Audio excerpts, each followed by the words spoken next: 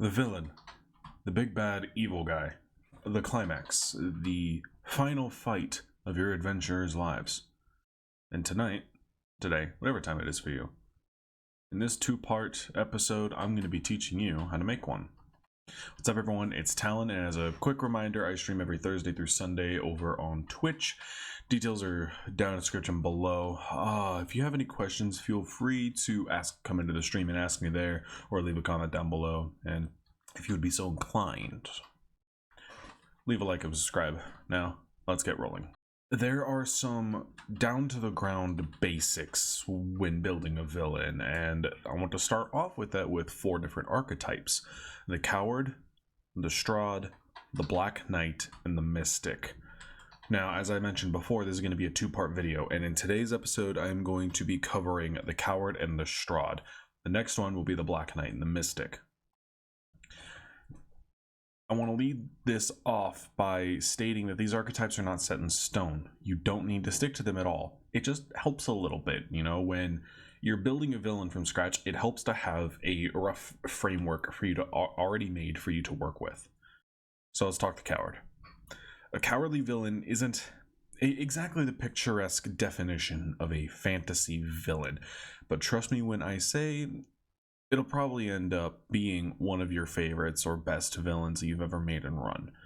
This type of villain, they're more akin to politicians, local lords, high priests, etc.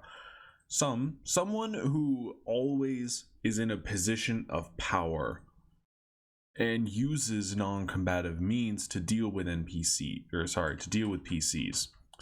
Things such as framing, assassination, sending them on suicide missions, threats, kidnappings, etc., etc., etc. So when you're making a cowardly villain, you first want to figure out where in the area's power structure they are. Are they just a local lord? Perhaps they're a magistrate, or maybe they're a duke. Whatever you choose, you have to really push one factor, and that's their manipulation, as much as you possibly can. The primary weapon of the cowardly villain is his manipulation. They will manipulate the people against the PCs, or even manipulate the PCs against each other. These villains are weak in body and spirit, instead resorting to these shady tactics and lies. My favorite example of cowardly villains actually is one that the players will see on a regular basis and is just flaunting his power and taunting them constantly, but is always able to escape due to having backup plan inception and always having the upper hand, whether he has a sheer number of guards with him, or maybe it's the local law backing him up and the players don't want to push that. When he is done flaunting his power and taunting the PCs, he's gonna flee at the first sign of danger, back to the safety of his haven, happily throwing away and risking the lives of his soldiers so that he can escape, only to try and undermine and quietly get rid of the PCs. Or, perhaps the cowardly villain actually wants to get rid of the PCs in broad daylight in the middle of the city, because then it will send a message to everyone around them that he is not someone to be trifled with. Defeating a cowardly villain is meant to be this long, arduous, drawn-out thing. You really want the PCs to feel like they are fighting against a massive wave that they are constantly working towards and fighting through just to get to him, finally having him trapped. And that moment when they do finally have him trapped, that should be the perfect moment, the epitome of everything your players have done. It is the moment where they have complete and utter control over this person's life. They could take it away or do whatever they want with it. Of course, the coward being the coward, in situations like that, he is going to beg and bargain, and he may even threaten. But once his power base is completely gone, it's just him and the PCs with no way out. The feeling of euphoria, finally seeing him defeated, will be the icing on the cake that is your campaign. When creating adventures with a cowardly villain at the helm, you want to really push the fact that he is not going to be there. He is sending his minions, his lieutenants and his captains and his leaders underneath him to go do all of his dirty work while he stays in a safe place, while he is protected behind thick walls of stone or metal or whatever. He is going to send out groups of his people out into the world to do the things he wants to do and he wants them to do, so that he can gain more power, gain more money, completely take over an area, kill a bunch of people. Doesn't matter what it is, doesn't matter what his goals are, so long as he isn't doing them. Points where you want to have him meet the players is when they're in town, or whenever it's getting to a point where you need to unveil this person, where you've only been, slipping his name here or there. You need to unveil him finally, and it should be this loud and showy affair. Maybe he invites them over for dinner in his home, or maybe he meets them in the tavern and tells everyone else to leave, while all of his guards file in one by one, surrounding the entire building, having the players cornered. Whenever he isn't around, he is working tirelessly with the politics of the world and pushing his goals. So an example of the cowardly villain is one that I have used before. He was a cleric, actually, who was a member of the church. He was a bishop, and he was able to frame the death of the king on the players, pushing him into archbishop status over long periods of time due to politics. I don't want to get into it. It's a long road.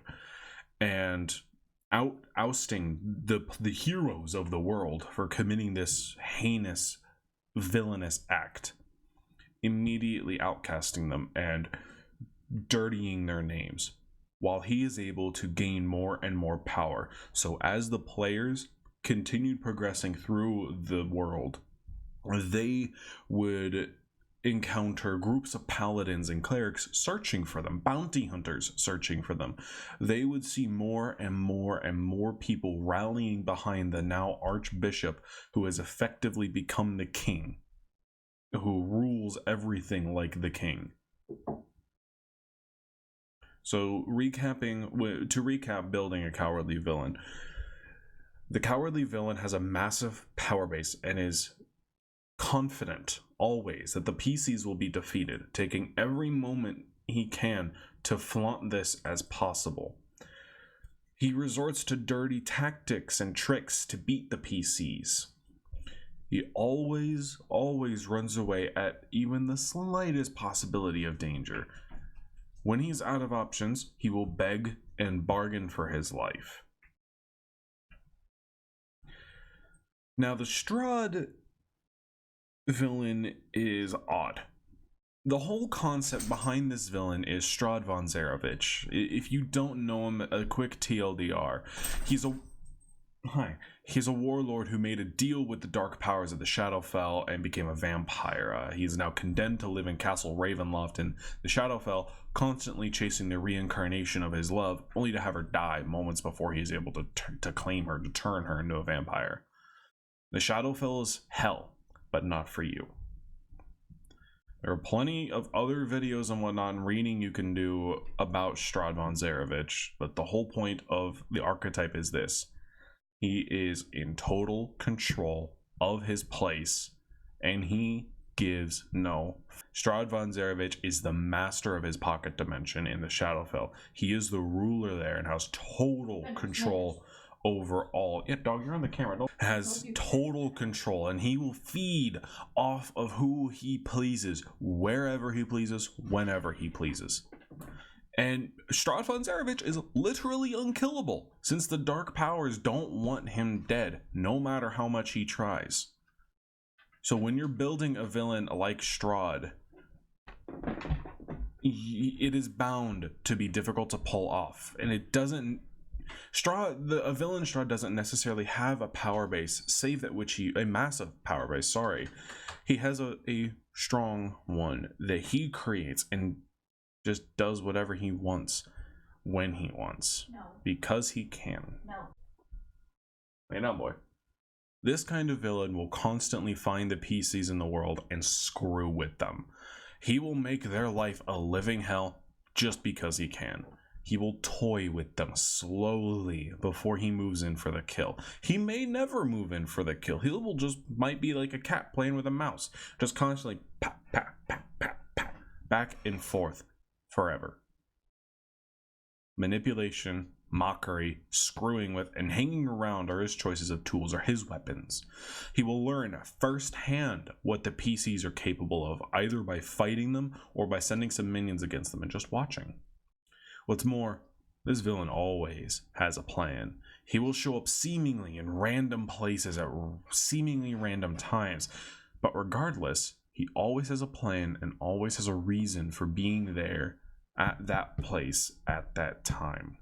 What's more, a Strahd villain is the kind of villain that will approach players, sit at their table, offer them a job because he does not fear them and could actually genuinely use their skills. The Strahd should end up being this love to hate and hate to love type villain, in which once the players finally deal that killing blow, they should feel a tad bit of remorse in doing so.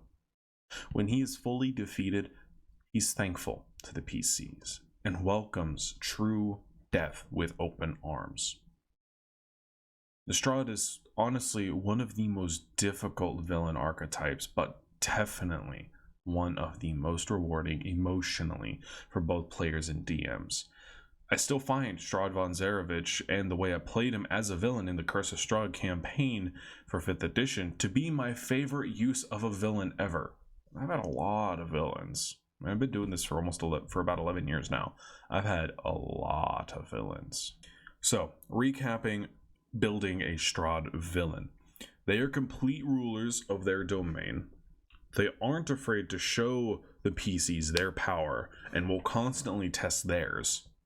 He will send his minions to do his bidding, but honestly prefers doing it himself, and knows that he cannot die and isn't afraid to show that when needed.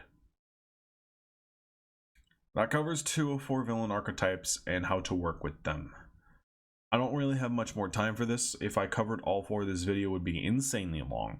So I'm going to split this up into 2, as I mentioned before. See you guys in the next one. Cheers, DMs.